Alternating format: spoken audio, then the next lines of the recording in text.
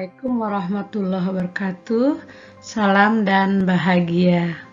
Perkenalkan, saya Miss Dawati, Pengawas SMA Dinas Pendidikan Provinsi Sumatera Barat, Cabang Dinas Wilayah 2. Pada kesempatan yang sangat baik ini, saya akan menceritakan pengalaman saya dalam mendampingi sekolah binaan, terutama dalam pelaksanaan pembelajaran berdiferensiasi di sekolah.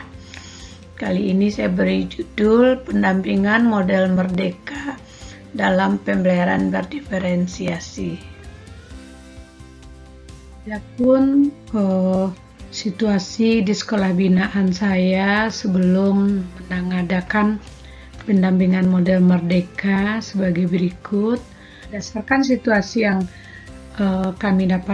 saya dapatkan sebagai pengawas selama melakukan supervisi akademik. Setelah kami analisis, maka meskipun melaksanakan pembelajaran sesuai dengan kurikulum 2013, tetap saja kami berpikiran bahwa pembelajaran berdiferensiasi itu harus sudah terlaksana di sekolah.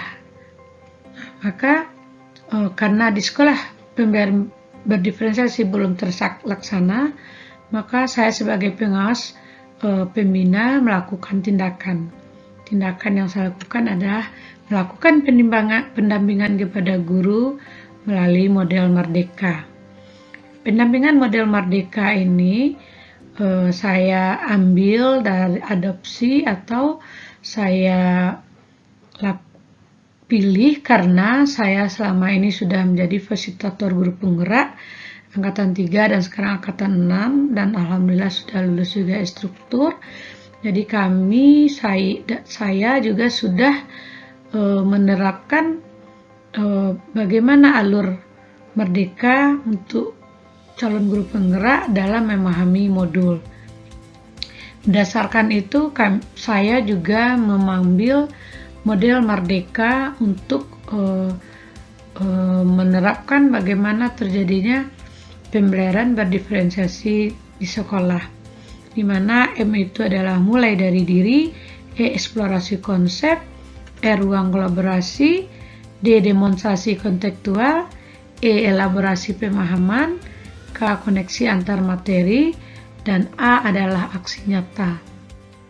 Pada tahapan mulai dari diri, saya berkoordinasi dengan kepala sekolah, kemudian saya meminta sekolah mengadakan diskusi dengan kami dengan menghadirkan wakil semuanya, kemudian koordinator di sekolah untuk menyampaikan saya keadaan yang saya inginkan memakai tindakan merdeka untuk pendampingan terlaksananya pembelajaran berdiferensiasi di sekolah.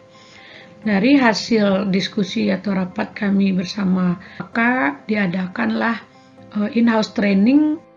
Setelah refleksi yang dilakukan terhadap pembelajaran berdiferensiasi bersama dengan tim, kepala sekolah dan tim, maka dilakukan eksplorasi konsep. Lakukanlah alur ruang kolaborasi. Pada ruang kolaborasi diadakanlah in-house training, di mana guru akan membangun dan merumuskan konsep pembelajaran berdiferensiasi melalui kegiatan tersebut. Kali itu saya sebagai narasumber bagi guru-guru bagaimana mengeksplorasi materi pembelajaran berdiferensiasi. Tahap selanjutnya adalah demonstrasi kontekstual. Guru membuat demonstrasi kontekstual atau membuat perangkat pembelajaran dalam bentuk gambar, video, dan menyajikan contoh-contoh. Selanjutnya saya lakukan dengan cara duduk bersama dengan kelompok-kelompok guru mapel untuk menyiapkan perangkat pembelajaran yang akan dilaksanakan di dalam kelas-kelas guru-guru masing-masing. Setelah melakukan demonstrasi kontekstual, menyusun dan membuat perangkat pembelajaran yang berdiferensiasi, maka diadakanlah elaborasi pemahaman, di mana kami menggabungkan pemahaman guru-guru dari diskusi-diskusi kecil ke buah diskusi yang lebih besar. Di situ juga guru menampilkan beberapa contoh perangkat pembelajaran atau rencana pembayaran berdiferensiasi yang sudah disusun. Berikutnya, koneksi antar materi. Pada koneksi antar materi, membahas temuan antar materi atau membuat kesimpulan keterkaitan antara materi-materi yang sudah dipelajari oleh guru-guru per mata pelajaran pada kelompok-kelompok kecil. Ini adalah salah satu dari hasil karya siswa yang sudah pernah dibuat, kemudian ini kami kaji bagaimana keterkaitan antara materi dengan materi. Kemudian dilakukan aksi nyata, di mana sesuai dengan hasil yang sudah ditemukan di demonstrasi kontekstual dan di elaborasi pemahaman, guru-guru melakukan aksi nyata. Ini seperti guru biologi itu sudah melakukan beberapa pembelajaran, kemudian memakai kuis-kuis seperti kahot, seperti Mentimeter, seperti yang diinginkan oleh anak-anak yang suka dengan permainan-permainan atau kompetisi sederhana melalui kuis-kuis yang diberikan oleh guru. Untuk guru mata pelajaran bahasa Indonesia itu sudah mengumpulkan anak-anak yang berbakat literasi menulis atau menulis, kemudian berkoordinasi kami dengan kepala sekolah mendatangkan narasumber dari koran rakyat Sumbar yaitu Bapak Firdaus, memberikan materi bagaimana trik-trik menulis yang mudah kepada anak-anak. Masih berhubungan dengan aksi nyata pada pembelajaran menulis, itu anak-anak sudah bisa menulis dan tulisannya sudah bisa diterima oleh Harian Umum Rakyat Sumbar untuk diterbitkan pada bulan Oktober ini. Sudah ada beberapa karya anak yang ditampilkan dan di bawah bimbingan guru biologi dan pendampingan saya sebagai pengawas pembina, diadakan juga ekstrakurikuler yaitu membuat ekoenzim. Dari ekoenzim yang dibuat, peserta didik sudah membuatkan di sebuah video dan juga sudah di-upload di YouTube siswa, sehingga siswa-siswa pun akhirnya mempunyai YouTube.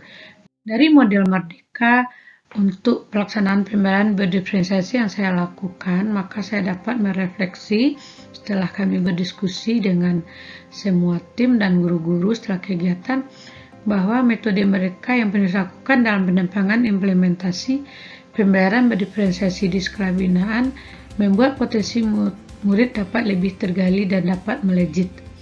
Pembelajaran berdiferensiasi ini sangat penting untuk diterapkan agar potensi dari peserta didik dapat lebih terasah dan tergali.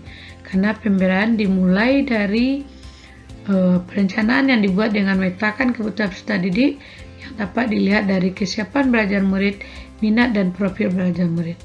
Pembelajaran berdiferensiasi di kelas dapat diterapkan dari berbagai strategi diferensiasi baik konteks, proses, dan produk. Ada beberapa hal dari hasil refleksi saya yang belum terlaksana dan akan dilanjutkan pada tahap berikutnya. Yang pertama, melakukan supervisi kelas terhadap semua guru yang belum disupervisi. Memastikan pelaksanaan asesmen awal kepada seluruh guru terhadap murid-murid yang diajarnya. Mengolah data supervisi pelaksanaan pembelajaran berdiferensiasi setelah selesai melakukan supervisi ke semua guru nanti.